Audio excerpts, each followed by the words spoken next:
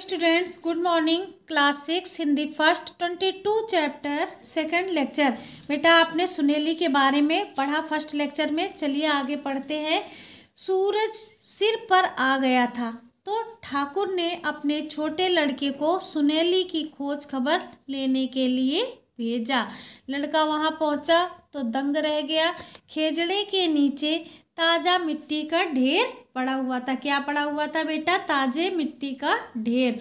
और सुनेली का ऊपर उठता हुआ फावड़ा ही दिखाई दे रहा था।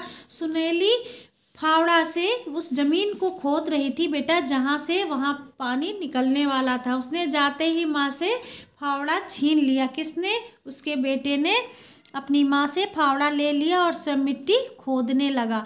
ऊपर तो मिट्टी क्या, रेत ही था, नीचे मिट्टी नरम थी। तो सुनेली थोड़ी देर सुस्ताने के बाद बोली, बेटा यहाँ पानी जरूर निकलेगा। अगर सब लोग आए तो 2-4 दिन में ही कुआं खोद सकते हैं, वरना मैं तो खोदूंगी ही। कौन कहता है बेटा? वो सुनेली कहती है, जिसको पानी की चाह होती है, जिसने बहुत कठिन परिश्रम किया था पानी लाने में। तो उसको लगता था कि अगर यहाँ पानी निकलने लगे तो हमें कितना आराम हो जाएगा, पूरा गांव खुश हो जाएगा। चाहे महीनों लग जाए, मैं तो अपने कुएं का पानी पीकर ही मरूंगी। तू खोदता रहे, मैं तेरे लिए रोटी लाती हूँ। सुनेली बेटा अपने बेटे से कहती है। सुनेली बेटे के लिए रोटी लेकर पहुंची तो देखा जवान हाथों ने थोड़ी देर में ही उससे दोगुना काम कर दिया। उसके मन में एक सुखद आशा का संचार हुआ। खेजड़े की तने की पतली सी छाया से लड़का तो रोटी खाने बैठ गया। सुनेली गड्ढे में उतर गई। खेजड़ा क्या होता है बेटा? ये राजस्थान की मरुस्थलीय भूमि में एक पेड़ उगता है, उसको क्या कहते हैं? खेजड़ा कहते हैं। तो वो कहती है कि शाम को माँ बेटे घर पहुंचे तो दोनों के चेहरे खुले हुए थे, अर्थात यानी कि दोनों खुश दिखाई दे रहे थे। ढाड़ी के लोगों ने उनका मजाक उड़ाया, तब वे चुप रहे। सुबह छोटे लड़के ने उठकर देखा तो सुनेली अपने खाट पर नहीं थी, पनहड़ी पर घड़ा भी ना था। इसने अपने बड़े भाई को जगाया और बोला, दादा साहब माँ ठीक कहती है, खेजड़े की जड़ में पानी है, तभी तो वो 12 मास हरा भरा रहता है। आओ उठो, नहीं तो वो किसी अकेली ही इस काम में मर खप जाएगी। बड़े ने कुछ सोचा और छोटे के साथ हो लिया। बड़ा कुछ सोचता रहा, लेकिन फिर वो दोनों निकल पड़ते हैं।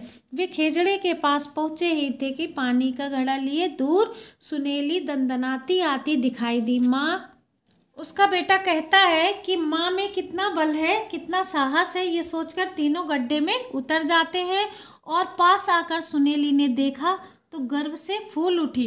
अरे 6-6 हाथ खोदो तो कुआं क्या, पाताल भी खोद डालेंगे। शाबाश मेरे बछेरों। किससे कहती है? अपने बच्चों से कहती है। मैं तुम्हारा कलेवा लेकर अभी आई। कलेवा किसको कहते हैं बेटा? खाना लेकर आई थी। 6 नहीं 8 कह 8। सुनेली मैं तो तेरे कुएं की खुदाई करूंगा, फावड़ा जमीन पर रखते हुए बूढ़े ठाकुर ने कहा। ये देखकर सुनेली की देह में हाथी जैसा बल आ गया। बोली, अरे जिसके 2-2 जवान बेटे हों, जिसका धनी भी बुढ़ापे में ऐसा पौरुष दिखाए, उसकी ताकत का तो ठिकाना ही ना रहा। फिर ठुनकती सी बोली, धन्य मेरे भाग, मेरी बहुएं भी पनिहारी का गीत गाएंगी। हमारे ससुरा जी ने खुदाया कुआं, बावड़ी जी। और वो तेजी से, वो बेटा राजस्थानी में गीत गाती है और तेजी से घर की ओर बढ़ जाती है। और पानी भरा घड़ा उसे फूल सा लग रहा था, क्योंकि वो इतनी खुश थी कि आज उसको पानी मिल गया। तो वो घड़ा उठाने में भी उसको परेशानी नहीं हो रही थी। चारों दोपहर तक कुआं खोदते रहे, परंतु विधाता उनकी परीक्षा लेना चाहता था। शाम को आंधी आई और गड्ढा रेत में काफी अड़ गया। लड़कों के चेहरे उतर आए। ढाड़ी वालों ने मजाक उड़ाया और सुनेली पर कोई असर नहीं हुआ। उसने कहा कि परमात्मा ने खोपड़ी में बुद्धि दी है और हाथों में ताकत। दिन में आराम करो, रात की चांदनी में कुआं खोदो। मैं मिट्टी को दूर फेंकती रहूंगी। कहा ना, नाक की ओट में परमात्मा छिपा है। सुनेली की तरकीब काम आई। एक आध बार आंधी आई तो कोई ज़्यादा अंतर नहीं आया। अब सुबह शाम ढाड़ी के लोग भी वहां आने लगे। सफलता समीप देखकर उन्हें भी जोश आ गया और फिर क्या था, छोटे बड़े सब लोग काम में जुट जाते हैं। गड्ढा गहरा हुआ तो उस परारी गरारी लगा दी गई। गरारी क्या होती है बेटा? जो कुएं में लगी होती है, जिसके द्वारा रस्सी से खींचा जाता है उसको, बाल्टी अगर हम डुबोते हैं तो उसको रस्सी से उसी में लगाकर खींचते हैं तो उसको गरारी कहते हैं। नीचे खुदी मिट्टी आनन फानन में ऊपर आ गई और बच्चे उठाकर फेंकने लगे।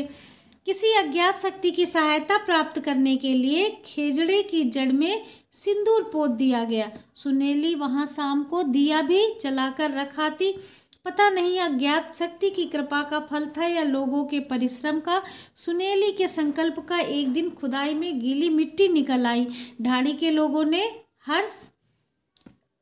के लोग खुश हो गए और सुनेली ने बड़े बूढ़ों के पांव में धोख दी।